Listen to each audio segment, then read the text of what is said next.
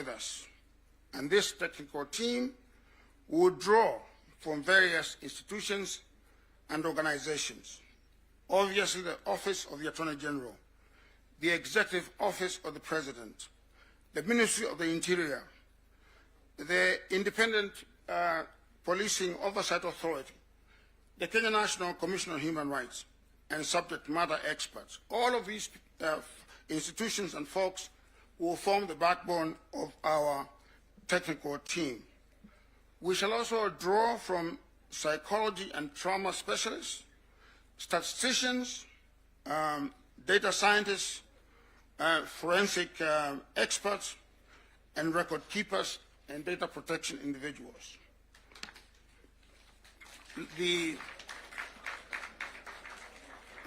I suppose that is a warning. The Secretariat will be domiciled at the Office of the President. I just want to say that in spite of the steps that I have outlined, that we have made quite a lot of progress in identifying individuals for both teams, for both the panel and also the technical team. And I expect that we shall be announcing this panel by the end of this week. Thank you so much. And we want your support. And we want you to be our ambassadors throughout the country. Thank you very much. Thank you, Prof. Asante. Asante. A hand of applause for Prof and Daktari Agnesani. Professor? Prof.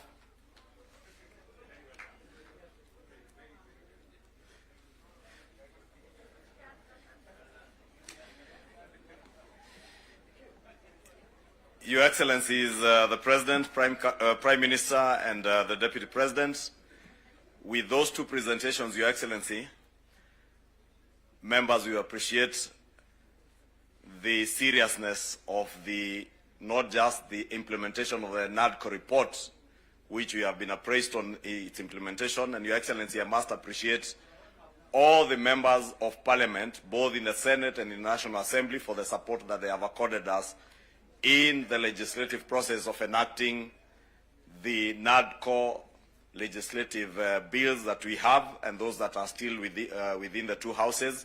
We have committed that we will continue to endeavor to have them adopted and signed into law.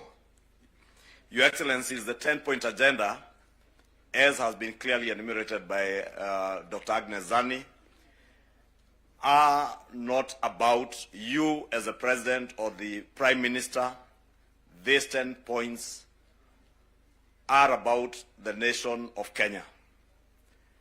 The full implementation of these 10 points are not about ODM as a political party or the Kenya Kwanza coalition parties. They are about the future of our nation.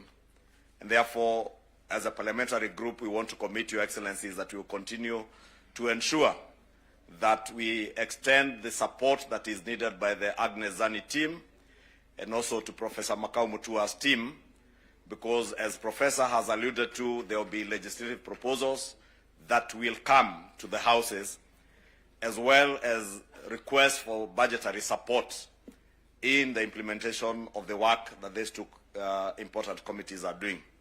Therefore, Your Excellency, allow me to close at that point and to now, Your Excellency, before I invite the Deputy President,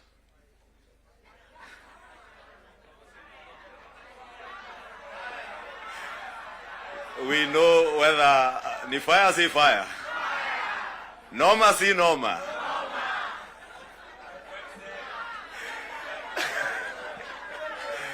We want to hear whether the Deputy President, whether when he says ni fire si fire, ni noma si noma, whether he can earn himself a second term as the Deputy President, as usual, depending on what he says and how he engages with this House Honorable members, allow me to welcome the Deputy President of the Republic of Kenya, Professor Kithure Kindiki.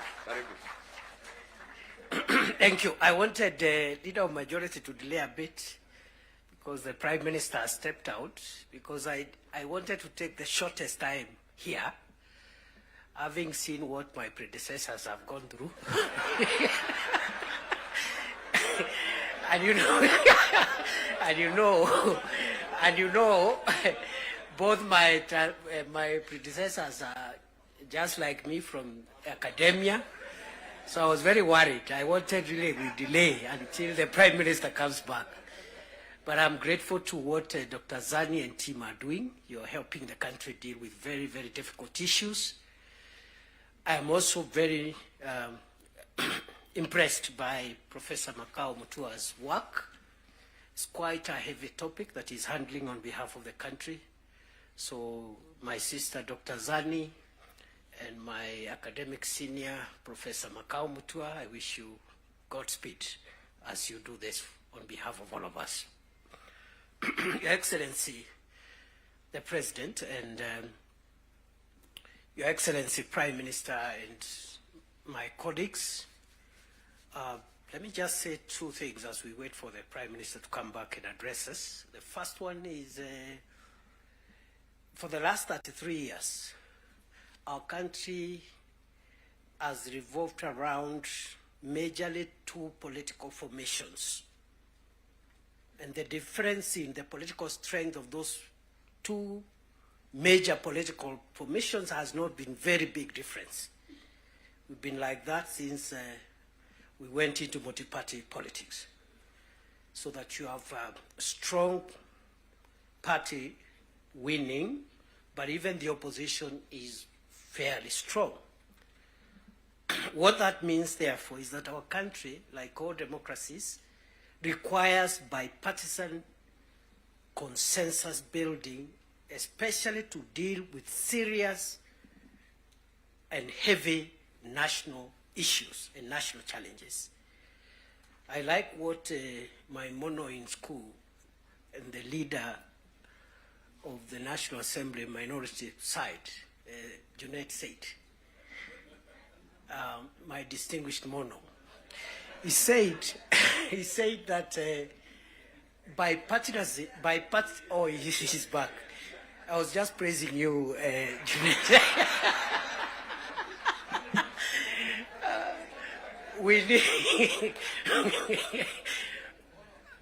We need bipartisan efforts to heavily lift the serious national issues.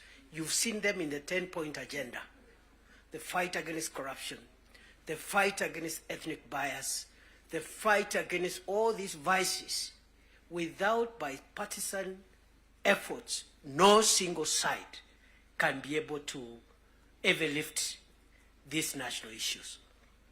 So let us not underestimate what the leadership of the UDA through Pres.Ruto, the leadership of ODM through His Excellency Raila Odinga has helped us to achieve as a nation. Because none of us alone would have enough political largesse to be able to even lift on some of the issues we are discussing here today. So we are in good space, and for that we must celebrate and acknowledge the visionary leadership of President William Ruto and the visionary leadership and statesmanship of our elder brother, the Honorable Raila Odinga. Going forward, those of us who are younger politicians, we should pick lessons from these two leaders, because there's a lot of excitement by many people who are in the political space, and they think leading the country or managing the country's affairs is a small issue. And some of the characters running up and down around, if they are given this nation to manage even for a day, the country will sink, because they don't have enough wisdom and enough foresight to be able to manage the complex society that is Kenya. So, Prime Minister, we appreciate your leadership, your vision, and you've been able to show us, those of us who are younger politicians, that elections and politics should not undermine the collective interest, stability, and progress of our nation. You have helped us understand that individual ambitions to become whatever we want to become should not stand between us and our country's stability, progress, and sustainability. The last point I want to make now that we have reached where we wanted to reach is that again, just to emphasize that I am happy to see again many political parties whose leadership is here, but although the NADCO and the 10-point agenda was introduced by the two largest parties, UDN and ODM, we have other allies who have joined us from both sides. And what this means is that the country is generally and gradually forming the national consensus that we are looking for. And therefore, for me, the lesson I pick, even looking at the leadership that has spoken here, Stewart Matzayo from Kilifi, Owen Baya from Kilifi, Junel Mohammed from Migori, Migori and other places, and myself. Those who have felt that perhaps they need space to show their leadership skills, yet they feel their background, their religion, their ethnicity disadvantages them. Their background, their religion, their ethnicity disadvantages them in a large national party to realize your dream, your potential, and your skills to be tapped than otherwise. And therefore, going forward, as we form coalitions and build our respective parties, let us look towards building national parties as opposed to sectarian parties, because that is where the future of our nation is best assured. So, on that basis, I want to end there, because I saw my colleagues got, I don't know who got no term. I want to end there and wish this meeting all the best.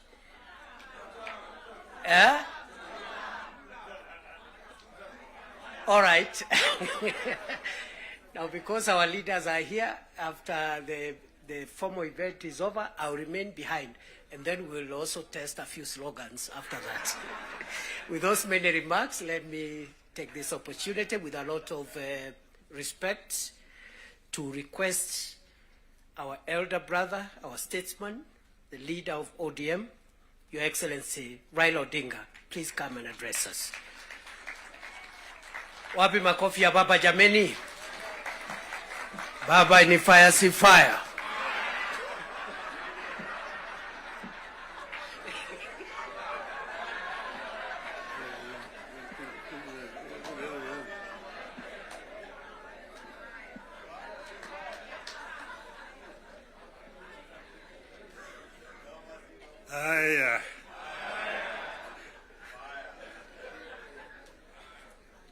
Mr. President, Deputy President, honorable members of Parliament, hamjambo. Hamjambo tena. Hey, I think I see almost a full house. Senators and members of the National Assembly. Thank you very much. I'm very happy to be here this morning to see you. I want to say that I'm charged, but I'm not scared.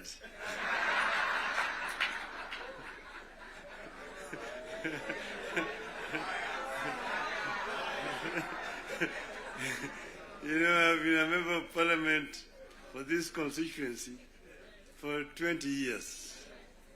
And I used to meet with members of parliament. I was a prime minister. And every Wednesday was a prime minister's question time in parliament. I used to be harassed a lot by members of parliament. And that's why I'm not scared. But let me begin to say that none of us thought a day would come when protagonists just a year ago would get together to chart a joint way forward for this country. How did we find ourselves together, and why are we here today? One, in life of a nation, there comes a time when danger knocks on the door. It happened in the US during the Civil War that threatened to dismember the USA as we know it today. There's a region today referred to as former Yugoslavia.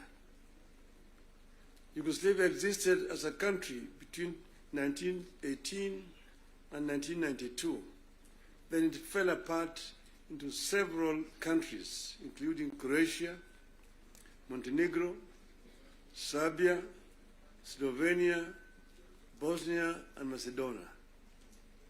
The former president of Yugoslavia, the late General Joseph Broz-Tito, used to say jokingly that I am the glue that is holding this fragile nation called Yugoslavia together. And if I depart, it may disintegrate in several small nations. And true to his prophecy, this happened today.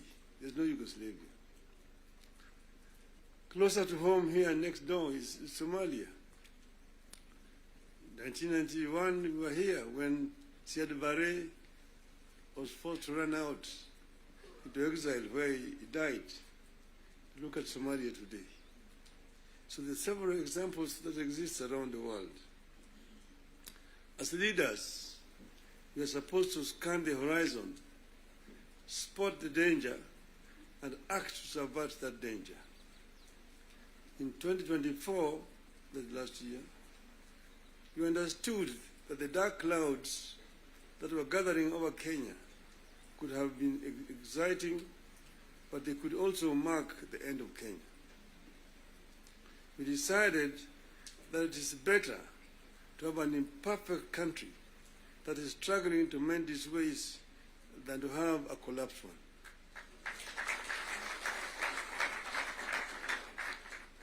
We came together to create an environment in which we can discuss our issues and differences as people of one nation. As you know, and as you know here, there are countries that cannot discuss their issues at home.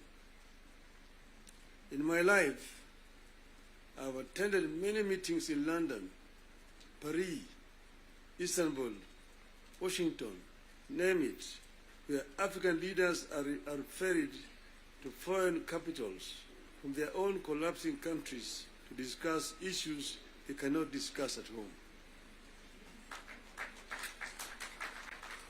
We go together to spare Kenyan that shame.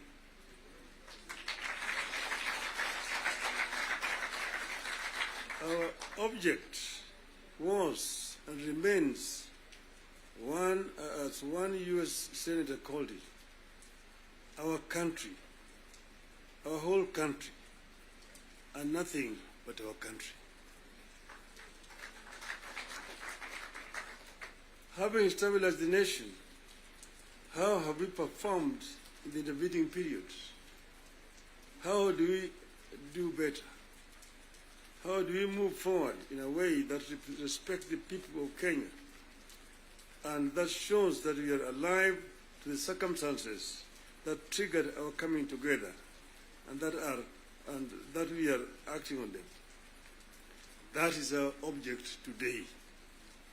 And that is why we are here today. We met and we decided that we needed to have, for the first time, a joint parliamentary group meeting.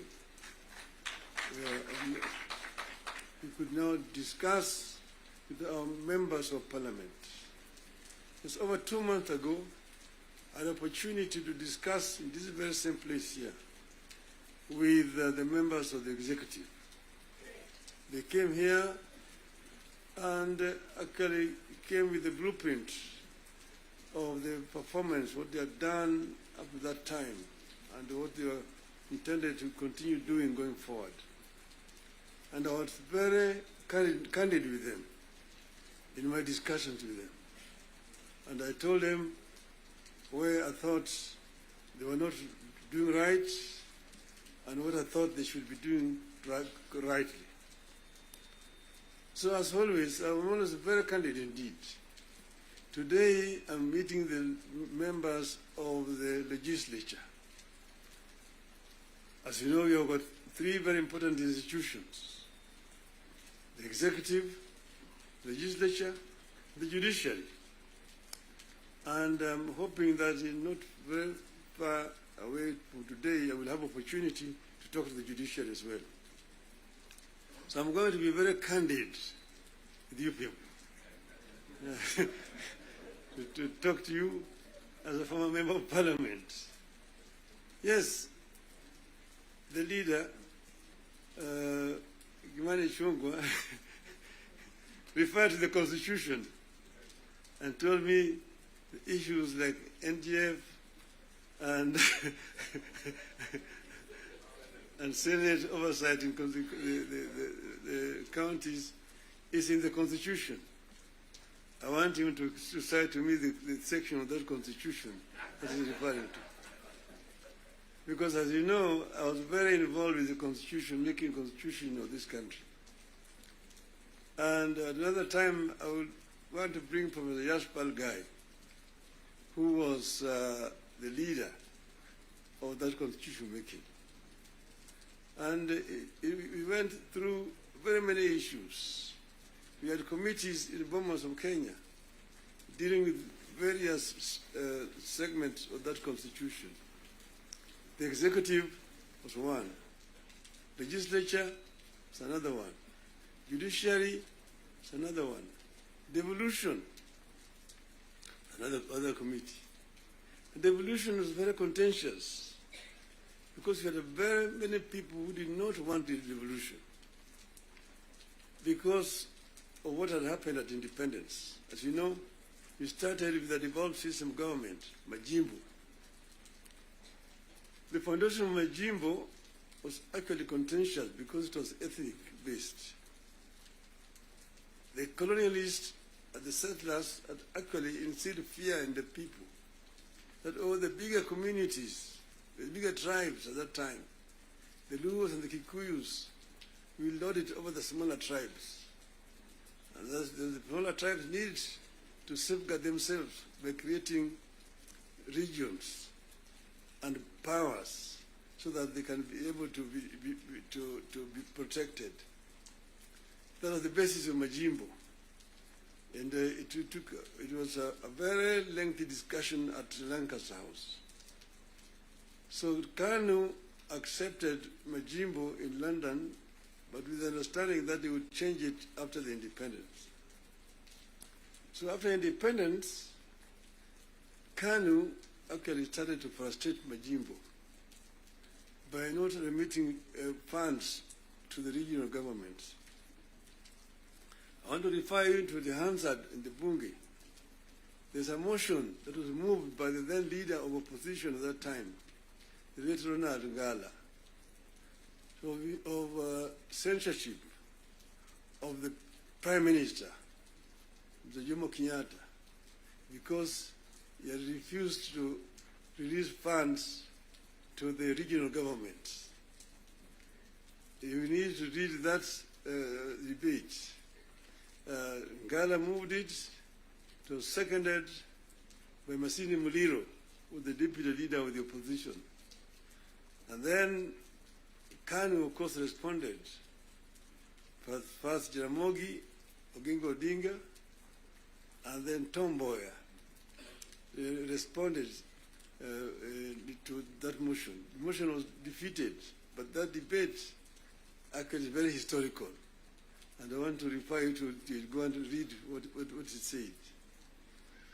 Eventually, Kadi, of course, had to fold up and dissolve, and then eventually Majimbo was also dissolved through a constitutional amendment. And then what happened was what? They created a Ministry of Local Government, which was given a lot of powers. Ministry of Local Government. So the Minister of Local Government became an executive minister, just like a Minister for Finance under that constitution at that time. And now they were county councils down there, that we capped 265. But then they could not do anything without the authority in writing for the Minister of Local Government. So we had all these documents when we were there at Bomas. But then we said we wanted to give more autonomy to the counties so that service delivery could be better improved. We came up with regions at Bomas, okay. But there are people who really opposed devolution. The chairman of devolution in Bomas was called Dr. Odhiambo Mbai. He addressed the audience at Bomas, and by the time he finished talking, everybody said that man should be the chairman of that committee, and became the chairman of the committee. And he conducted the matter so well and so effectively that he became a marked person. What did they do to him? In broad daylight, around 11 o'clock, on Ngong Road there, off Ngong Road, in his residence, they sent assassins. And in the presence of his children, they shot him and killed him. The assassins of Mumbai were arrested. Eventually, they were released. So I just want you to know that the revolution has got very many people and very powerful people in this country today. Then, after that, of course, you know that ODM is a product of constitution making. And one of the founding members of ODM is sitting here with you. The other one is the former president, who is a member, and quite a number. We are going to have the 20 years of ODM in October, and all the founding members are going to be invited.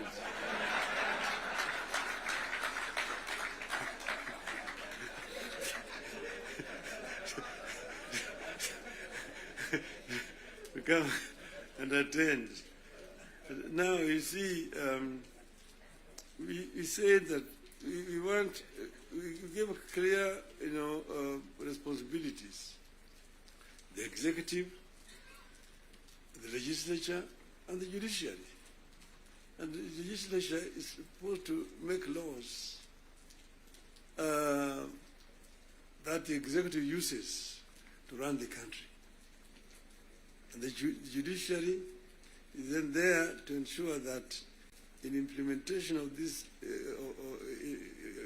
laws, the executive is not overreaching or violating the law of the Constitution. But then, so the work of Parliament is representation, legislation, and oversight. Very clear, it's written there in the Constitution. Parliament is not supposed to be implementing. Parliament is supposed to be oversighting. It's not oversighting. And secondly, there is only two levels of devolution. National and one level, county. Constituency is not an element of devolution. devolution remit at the county. Down there at the constituency, the county government does implementation of the projects. I'm saying, correct.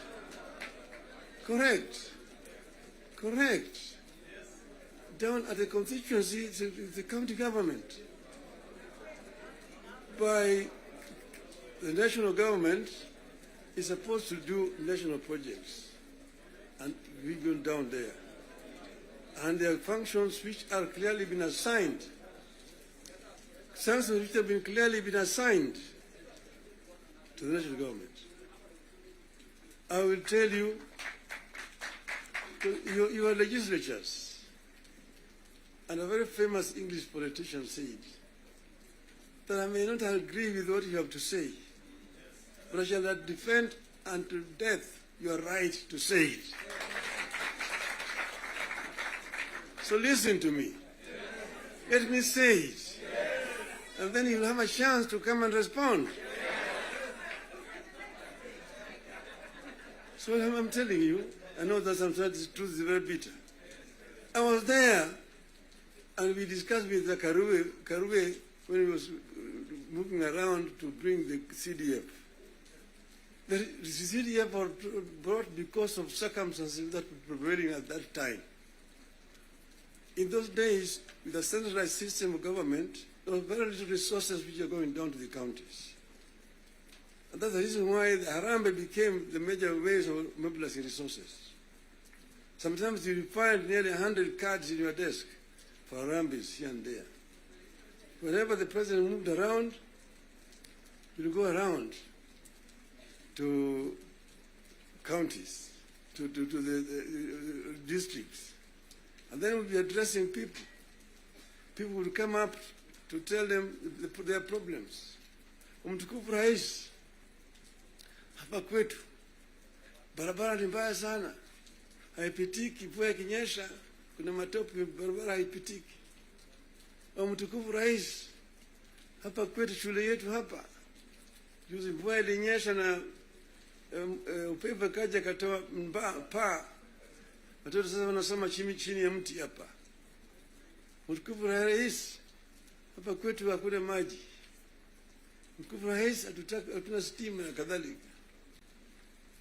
When it's time to respond, to say, nyinyi mnasema barabara ni mbaya, mnasema hospitali hakuna dawa, mnasema upepo imechukua paa ya nyumba, mjumbe wenu anafanya nini? Yeye anapiga tu kelele kule kwa bunge, anapiga tu kelele kwa bunge, hajali mambo ya maendeleo kwake. Kwa hiyo mimi nitatumia mtu kuja kufanya harambee, lakini leo mimi nitatoa pesa ya kujenga hiyo shule, kujenga hiyo nyumba, nitatoa pesa na kadhalika. That was the end of it. So the MP was the one who was being blamed for the failure of the national government to do certain things in the constituency. And that's the reason why we came up with the idea of CDF. That was that time. Exactly that was that time. But then the constituency now falls under the devolved government, which is being led by the governors. So constituency is not a devolved unit. And members of parliament themselves should not be involved in development, because they're supposed to be oversighting. They're supposed to be oversighting. If you have yourself being involved in construction of roads, building of schools, building hospitals, who is going to oversight you? Who is oversighting you? So, Mr. President, I hold very clearly that these MPs know that they should not have any business in trying to implement projects in their constituency. Implementation of projects should be left to the county government. Secondly, the oversight, the national parliament oversight the national government, whether it is the National Assembly or the Senate. oversighting of governance, the responsibility of MCAs, members of the County Assembly, not the senators. It's not the responsibility of the Senate to oversight. Senate wasting time of governors to come and answer questions about roads in the counties. And thirdly, the issue of extortion. The issues of extortion. The issues of extortion. Majority Leader, you talked of, you didn't talk of extortion, you talked of lobbying. Lobbying is okay. In the US, you've got lobby firms which are formed to lobby the members of the Congress. They come to lobby, they're known, they're officially registered as lobbyists. They come to lobby the members of Parliament. But lobbying is a different thing from extortion. From extortion. That you have a member, every committee has got a member who is how do you call him? Welfare bungi is giving a very, very image of Parliament, that members of Parliament should not be soliciting funds from because you see, listen to me, you know, the environment that we are creating here in this country is very, very hostile to investments. Foreign investors who come to the country bring their resources in the country to invest it here. And when they bring their resources, when they find there's too much bureaucracy and there's too much extortion, they run away. Private capital is risk shy. And when, for example, somebody has come with his resources to start a project, and then you find somebody beginning to make noise that, oh, this project has not been approved. This project has not been approved. Or this project is being corruptly implemented. You run away. You run away. And delaying of the projects. And you find a situation where members of Parliament inviting parastatals and so on, and even purporting to be cancelling projects that have been signed. That is the work of the executive, not the work of the legislature. So the legislature should not be competing with the executive in terms of implementation of projects. Allow the executive to implement and just correct them when they go wrong. That's if the country will develop. Create a healthy environment for implementation of projects in the country. Then this country will develop. I know I'm being too honest with you people. And I know that the facts, the truth sometimes is so painful, but I think it is important to say this to honourable members of Parliament. Thank you very much. May I now invite my brother to come and address you people.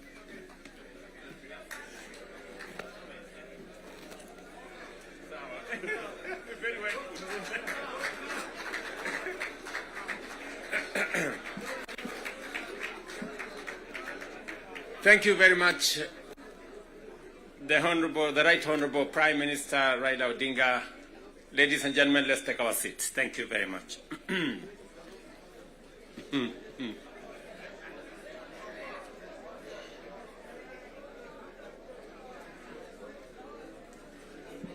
Now,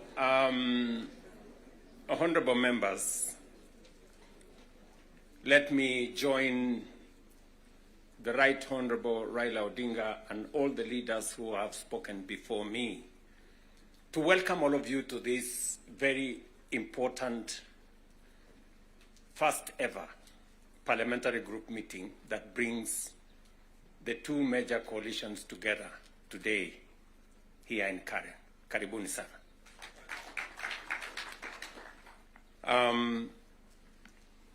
The Right Honourable Raila Odinga has given us the context of why we are meeting here. I really would want to add not so much, because he has ably contextualized why we are meeting here today. That we have a nation to look after and we have a nation to protect, and there are options that are available to us, and I think we chose to protect the nation called Kenya by our coming together. And so I want to commend both the Right Honorable Raila Odinga and the ODM party, my former party, for standing up to be counted when the country needed leaders to stand up for Kenya. It may have been easy to do the opposite. It may have been popular to do the opposite. I know many people have vilified the Honorable Raila Odinga and the ODM party for the decision they took to stand for Kenya when there was need to do so. And let me say the following as the President of Kenya today. We have come from very far as a nation. We stand here today as a robust democracy, a nation that is making strides in our national development. And I want to speak to you candidly. I don't have a written statement because I really wanted to speak to you from my heart. Because where I stand today, I've had a political journey as a person. And by God's grace, I have come very far. You know, out of the 5 people who have become presidents in Kenya, I am one of them. I don't take it for granted, and I don't take it lightly that God has given me an opportunity to be one of the 5 Kenyans who have had the opportunity to lead this country. And I must say this to us as leaders, that a nation, the progress, the destiny of a nation is decided by leaders. As to whether we are going to be a progressive nation or we are going to be a failed state is going to be determined by leaders, by us, the people who are sitting here. And therefore, the place of leadership is almost sacred. Nobody becomes a leader by chance or by default or by mistake. Today, you are a member of parliament or a senator or a governor or the position I hold and all the other positions that we hold because God and destiny has given us that chance. And we must think about it deeply. And so I want to ask you as leaders,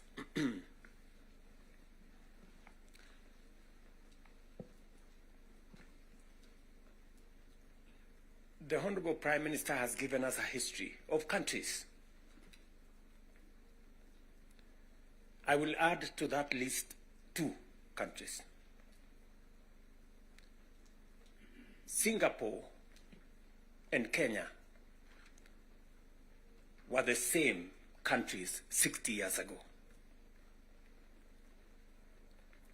Malaysia and Kenya were the same 60 years ago. But today, we play in different leagues.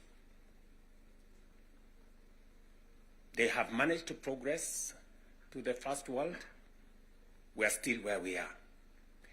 The difference between what Singapore has become and what we are is leadership.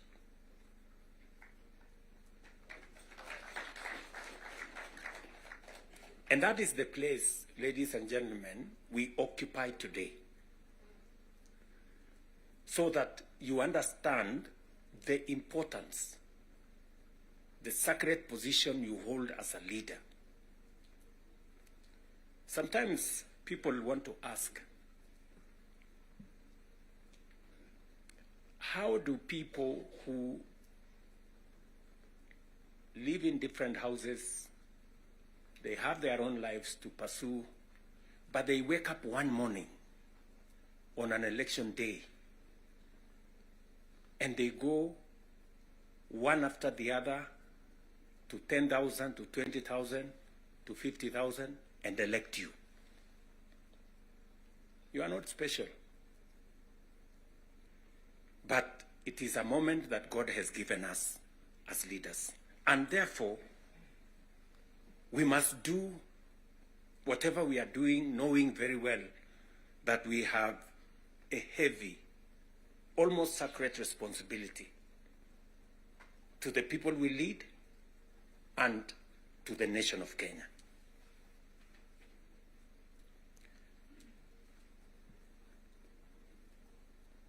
And it is not that we don't know what we should be doing.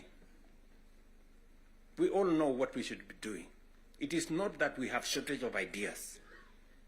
It is not that we have shortage of what we need to do. In fact, I dare say we have some of the very best ideas. We have very good manifestos all the time. And in fact, if you look at, and I keep referring to this, if you look at the manifesto of Kenya Kwanza and the manifesto of Azimio, the difference is hardly 20-30%. 70% we share what we think should be fixed in Kenya. But politics somehow has taken our country hostage, that we cannot do what we all know we should do.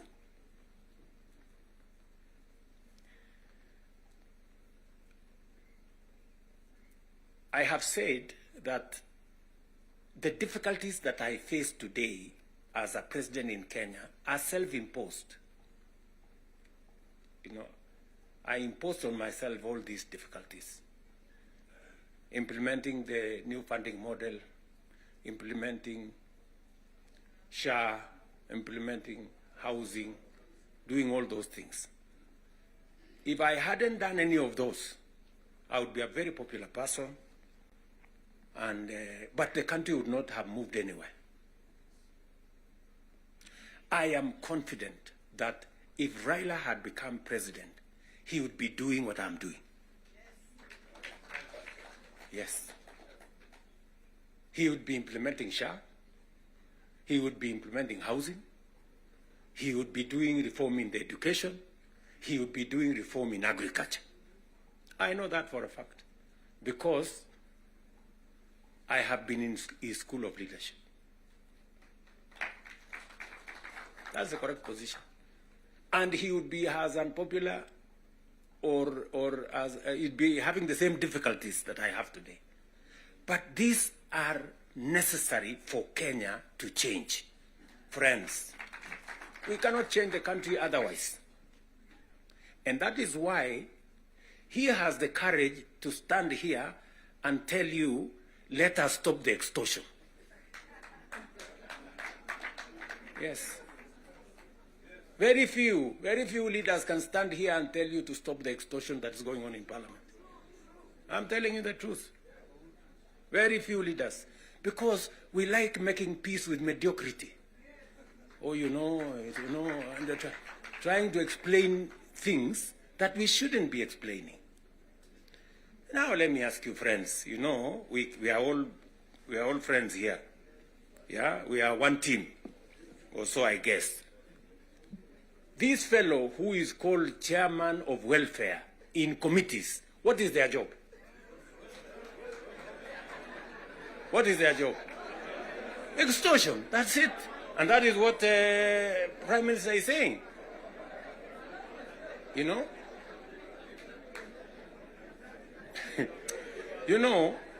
What is Sokohuru?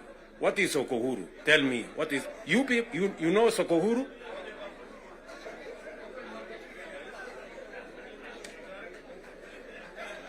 So, let me tell you. No, you see, and this is the same problem that we face. This is the same problem that we face. Because, look, for example, we passed the law that we all know, friends, we all know the problems we go through with fundraisings for people who have hospital bills. All of us. In your phones, you have WhatsApp groups. So-and-so has this, this condition, so-and-so has this condition, to contribute here. True or not true? Yes. But we don't want to fix it because it's difficult. But I must commend you. I must commend the members of National Assembly and Senate because you took the courage and passed the bills that today is beginning to solve the problem of health in Kenya. It may not happen instantly, but all of you can now see that there is a possibility that we can sort out the challenge of health and health delivery in Kenya. But because we had to be bold, we had to be bold and make the necessary decisions. Today, we are dealing with the crooked hospitals and health professionals who still want to steal from SHA and to steal from our health provision. And we will go after them and we will deal with them. So, what am I saying? I am saying the following.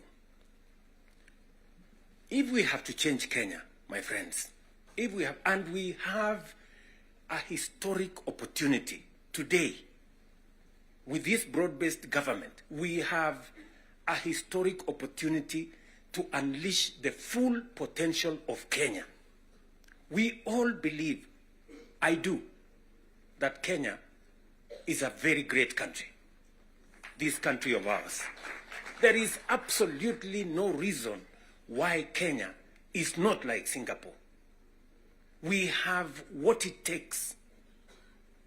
Let me repeat. We have what it takes to measure up to the countries in the first world. Yes, we do. Yes, we do. But we are playing in the wrong league because leadership, me and you, are refusing to stand up to what this country needs. I really want to persuade you guys. I really want to persuade you friends. Yeah? This is not about William Ruto. I am here today, I will not be there tomorrow. This is not about Raila Odinga.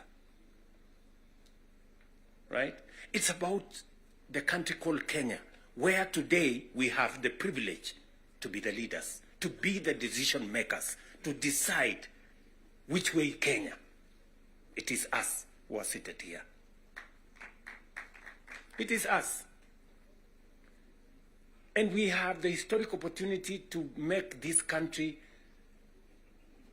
what we have always wanted it to be, but it has not been. As I have said,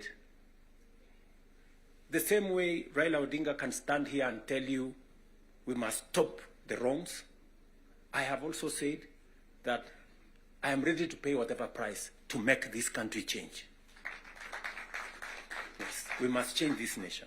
And we can do it. Look, housing was part of our conversation for the last 30 years.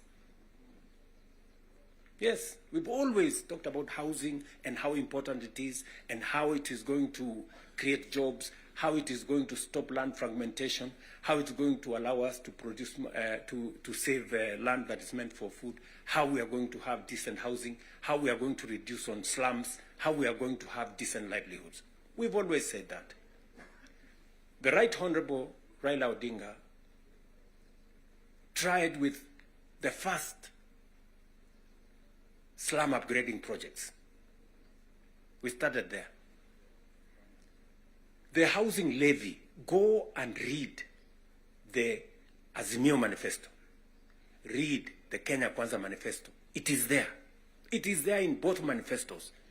We now are seated here and we have the opportunity to implement what was in the Azimio Manifesto and what was in the Kenya Kwanza Manifesto.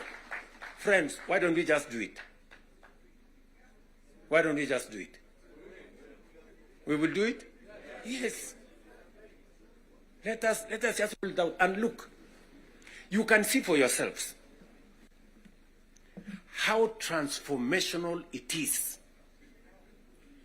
Today, using the housing levy, we are not only doing housing, we are doing markets, we are doing hostels.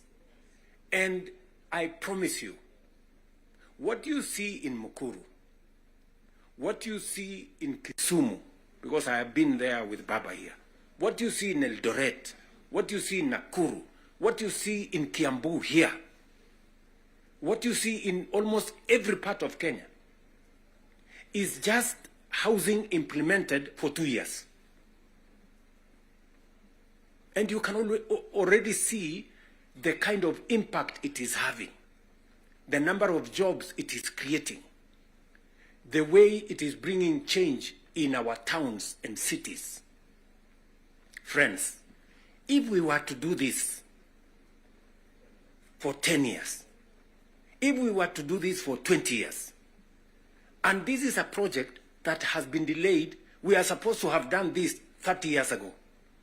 Tell me, if housing was implemented 30 years ago, how Kenya would be looking today. We wouldn't be different from Singapore. We may have started late, but we now have a chance to do it. I want to ask you,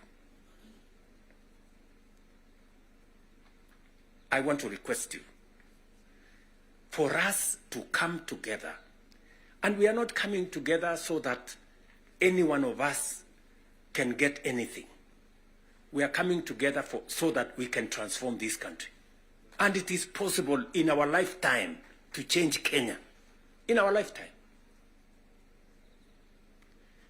We now have maybe 320, 350,000 young people working in that space. We could double that to 700 in the next 2-3 months. We could scale up that to 1 million by next year. And we can energize the transformation of our country. That is why we are sitting here. That is why Baba and I have called this PG. Baba has told you we are here for Kenya. I am buttressing what we are saying, what he is saying, by telling you what we can achieve together. What we can do in our agricultural transformation. If it was not for the broad-based, for example, we wouldn't have had the kind of change that is required in our sugar sector. And I want to tell you, watch this space. In just 2 or maximum 3 years, Kenya will be a net exporter of sugar. just 2 or 3 years, this country, which perennially we have been looking for safeguards from COMESA, every year we are looking for safeguards from COMESA. We are spending public money to go and pay for sugar, to go and pay for farmers, to go and pay for workers who don't work for government, just because we couldn't bite the bullet and tell the crooks there to get out. Now we have told them to leave. And I want to promise you, I want you to hold me to it. We are going to change the sugar sector. We are going to change the coffee sector. You have already seen what is going on in coffee. There is still a little bit of pushback, but we will deal with it. And on and on and on, and we can transform our whole agricultural sector. Just the little interventions that we have done standing together. You people in Parliament making sure that we are subsidizing production. And I must commend, Parliament has always provided money for us to support the production of the country, either through fertilizer or seeds or other interventions when we have brought it to Parliament. So you're part of the making of the history of our nation. Just imagine we have reduced the imports of maize, for example, by 70%. Reduce the imports of sugar by 70%. And we can make that progress if we are focused on where we want to go. And that is the reason why we have to make the decisions that we have made work. It is the reason why Baba and I have appointed Agnes Zani and her team, so that what brought us together, we don't forget. The 10-point agenda that we have signed buttresses what is actually in our manifestos. The NADCO report, we all know what it is supposed to achieve. And if we stand together, we can achieve all the legislation that is recommended by the NADCO report. Parliament has what it takes, to do this. For Kenya, we can do it. And I want to persuade this PG to work with us and for all of us to be committed to this exercise. Protecting devolution. There is need for us as a nation to distinguish between governance and devolution. The governor is not devolution. The governor is a person.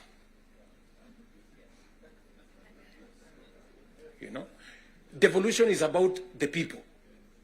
It is not about the governor.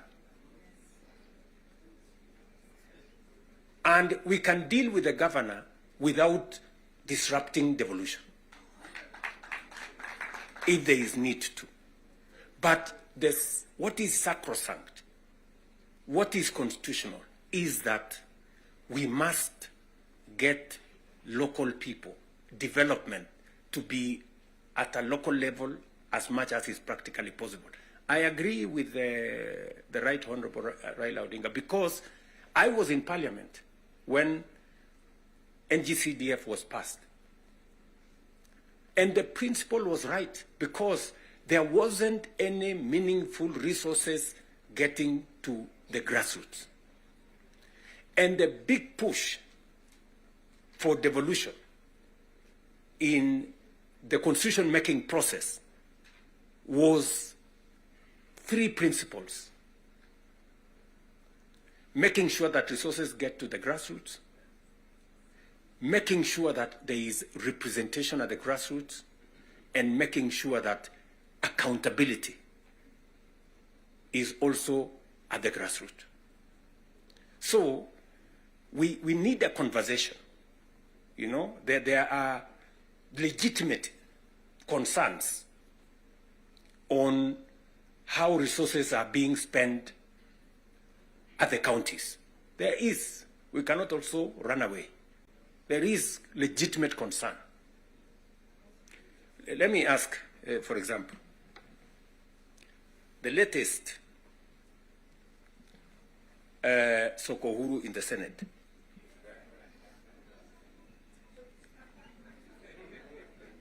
Because you have to accept, by virtue of the position I hold today, I am a consumer of raw intelligence. I know what's going on. Where does somebody find 150 million? Where? Eh?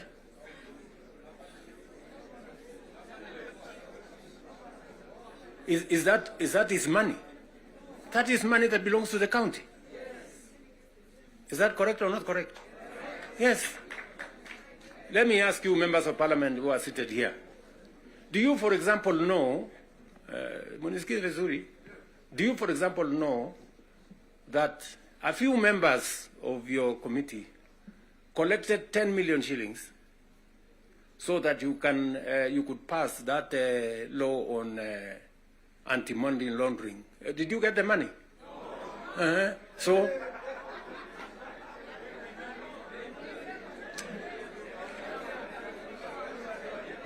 So, going forward, si tunataka tukubaliane, si we are one team. Yes, there are people who are destroying the credibility of Parliament. And they are collecting money in the name of Parliament. And some of the time, or most of the time, that money never gets to Parliament, it gets to a few people. We are not going to shame them. We are going to arrest them. Yes.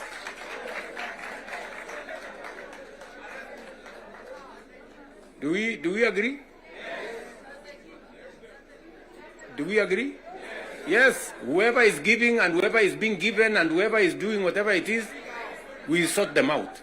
Because the reality, friends, the reality is that there is a problem. And we all know here, tukitaka tu kusema ukweli, there is a problem.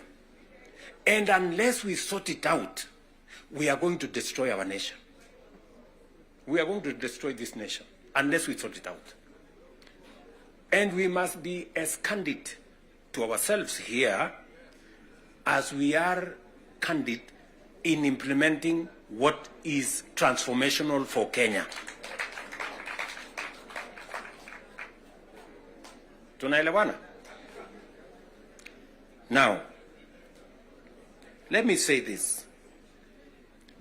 We must make sure that we get resources to the grassroots. But we also must make sure that the resources that get to the grassroots is used for the people, not other ways. And so we must do for the national government as well. In our 10-point agenda,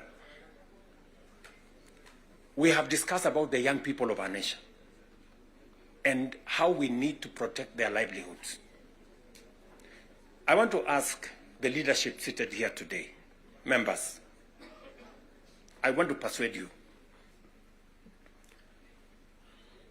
We have a robust program. We have, I think, close to 8 or 9 different programs targeting our young people and how we can meaningfully engage them in employment and other interventions that benefit the young people of our nation. I will say this. We spend close to 650 billion shillings every year in education, making sure that our young people go through primary school, ECD, primary school, junior school, secondary school, TVETs, and universities. We must equally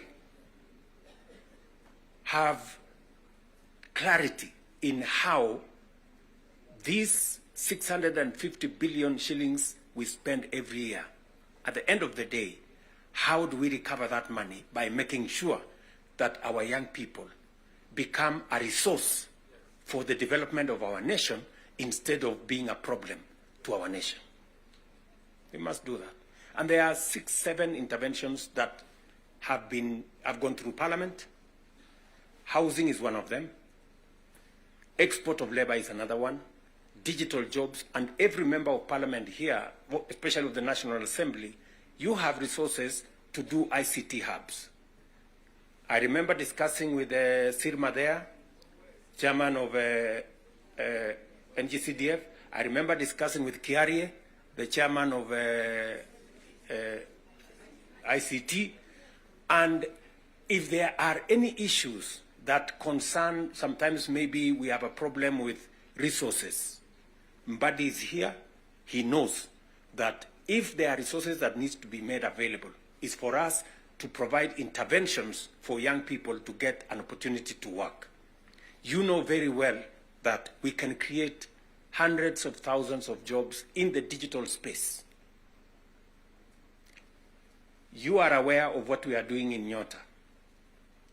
You are aware of what we are doing in KJet. And if you don't, we should be able to explain to you so that you become part of the people, because you speak to hundreds of thousands of people every weekend, every day, as you go about your responsibilities, how they can tap into these opportunities and create livelihoods for the young people of our country so that they too can make a contribution towards making Kenya what we all want it to be. And I can continue, and I can continue on all the other aspects that we have worked on. We agreed that we must have a conversation on national debt because it has the potential to threaten our development.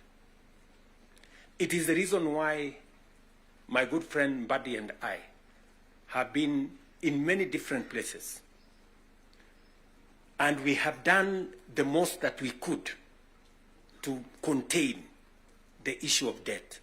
We have gone out of our way to look for alternative sources of funding so that we don't always go to borrow. We have gone the route of securitization. We've gone the route of private-public partnerships. You know very well that we will be starting the construction of the road all the way to Mau Summit from here, Ironi. We are not going to be spending any debt money from government. The road is going to be built on private-public partnership. You know very well that we are going to begin the railway going all the way from Naivasha to Kisumu all the way to Malaba. We are not going to be spending money from debt like we did with the first section of the railway. We are going to be using public-private partnership to do that road. And many others that we have, we are thinking outside the box so that we can craft alternative mechanisms of delivering on public infrastructure or public goods without necessarily endangering the country with national debt. So we are working at it. It is part of the recommendation of the 10-point agenda that we must deal with.